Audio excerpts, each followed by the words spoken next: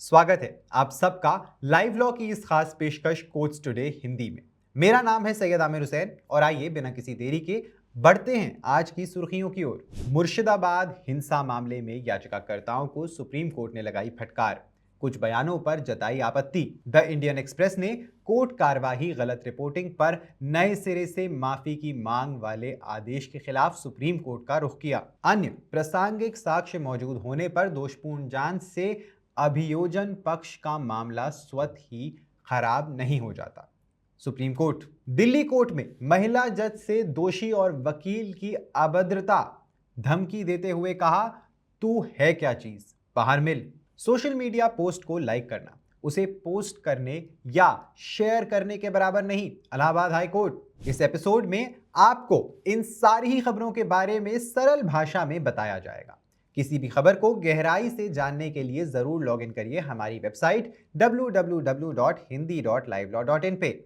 ये वीडियो अगर आपको पसंद आए तो इसे लाइक करना ना भूलें और हमें प्रोत्साहित करने के लिए जरूर सब्सक्राइब करें हमारा चैनल। बढ़ते हैं अब आज की खबरों की ओर। सुप्रीम कोर्ट ने आज मुर्शिदाबाद हिंसा की कोर्ट निगरानी में जांच की मांग वाली 2 याचिकाएं खारिज कर दी। ये हिंसा 2025 के वक्फ संशोधन कानून के विरोध के बाद हुई थी। कोर्ट ने कहा कि याचिकाओं में जरूरी जानकारी और ठोस तथ्य नहीं थे।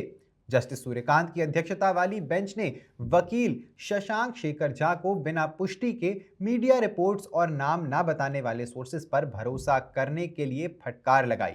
कोर्ट ने कहा कि सुप्रीम कोर्ट में याचिका दाखिल करते वक्त भाषा और तथ्यों में सावधानी जरूरी है। जस्टिस कांत ने इस बात पर भी आपत्ति जताई कि याचिका में ऐसे लोगों पर आरोप लगाए गए हैं जो इस केस का हिस्सा ही नहीं थे।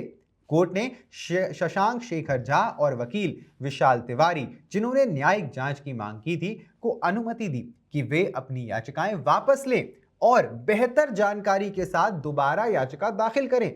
ये इस हिंसा में जो 8 अप्रैल को कानून लागू होने के बाद शुरू हुई, कम से कम 3 लोगों की मौत हो गई और 270 से ज्यादा गिरफ्तारियां हुई और कई लोगों को अपना घर भी छोड़ना पड़ा। द इंडियन एक्सप्रेस ने सुप्रीम कोर्ट का दरवाजा खटखटाया है। गुजरात हाई कोर्ट के एक फैसले को चुनौती देते हुए हाई कोर्ट ने कोर्ट प्रोसीडिंग्स को गलत तरीके से रिपोर्ट करने पर न्यूज़पेपर का माफी पत्र मना कर दिया था और एक नई ज्यादा स्पष्ट माफी मांगने को कहा था।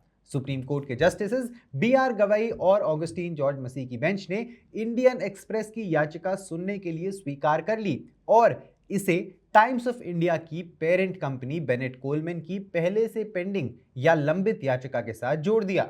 2023 में गुजरात हाई कोर्ट या गुजरात उच्च न्यायालय ने the Indian express, times of India और दिव्य भास्कर को नोटिस भेजा था। कोर्ट ने कहा कि इन न्यूज़पेपर्स या इन अखबारों ने सुनवाई के दौरान दिए गए जबानी टिप्पणियों को आखिरी फैसला बता दिया, जो गलत था। बाद में न्यूज़पेपर्स ने माफी छापी, लेकिन हाई कोर्ट ने कहा कि माफी स्पष्ट नहीं थी और उनमें सच्चा पश्चाताप नहीं दिख रहा था।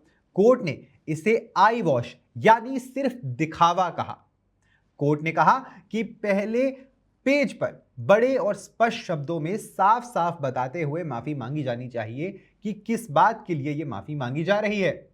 सुप्रीम कोर्ट ने टाइम्स ऑफ इंडिया के केस में गुजरात हाई कोर्ट के 2 सितंबर के ऑर्डर पर स्टे लगा दिया है, लेकिन गुजरात एजुकेशन एक्ट से जुड़ी मुख्य सुनवाई हाई कोर्ट में जारी रहेगी। सुप्रीम कोर्ट ने एक व्यक्ति की सजा को बरकरार रखा है, भले ही उसने जांच में गलतियों का इल्जाम क्यों ना लगाया हो। कोर्ट ने कहा कि अगर जांच में कोई कमी हो लेकिन मजबूत और विश्वसनीय सबूत मौजूद हो तो पूरा प्रोसिक्यूशन यानी मुकदमा खराब नहीं हो जाता। जस्टिसेस सुधांशु धूलिया और के विनोद चंद्रन की बेंच ने स्टेट ऑफ कर्नाटका बनाम के यरप्पा रेड्डी केस का सहारा लेते हुए कहा कि अगर जांच खराब भी हो तब भी बचे हुए सबूतों को ध्यान से देखना चाहिए।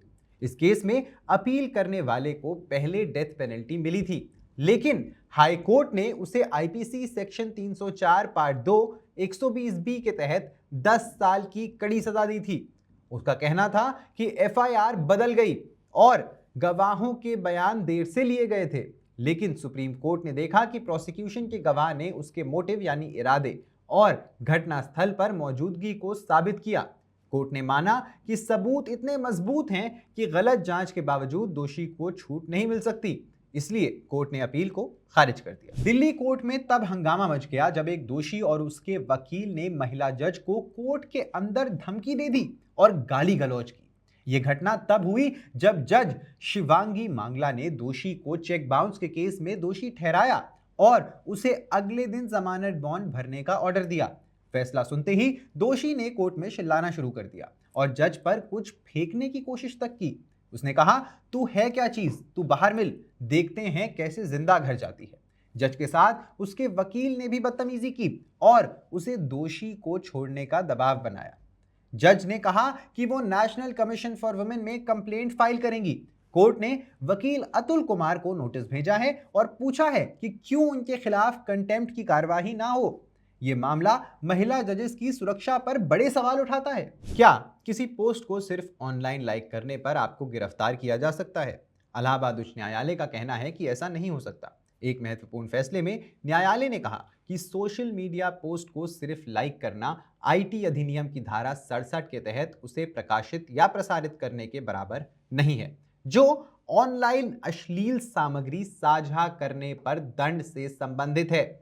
न्यायमूर्ति सौरभ श्रीवास्तव ने स्पष्ट किया कि एक पोस्ट को तभी प्रकाशित माना जाता है जब वो पोस्ट किया जाता है, या तभी प्रसारित माना जाता है जब उसे शेयर या रीट्वीट किया जाता है, लेकिन तब नहीं जब उसे केवल कोई लाइक करता है। यह मामला इमरान खान नाम के एक व्यक्ति से जुड़ा है, जिस पर तथाकथित एक खराब पोस्ट को लाइक करने का आरोप लगाया गया है, जिसके कारण कथित तौर पर 600 से 700 लोग इकट्ठा हो गए थे। लेकिन न्यायालय ने कहा कि पोस्ट अश्लील भी नहीं थी और धारा 67 केवल यौन रूप से स्पष्ट सामग्री को कवर करती है।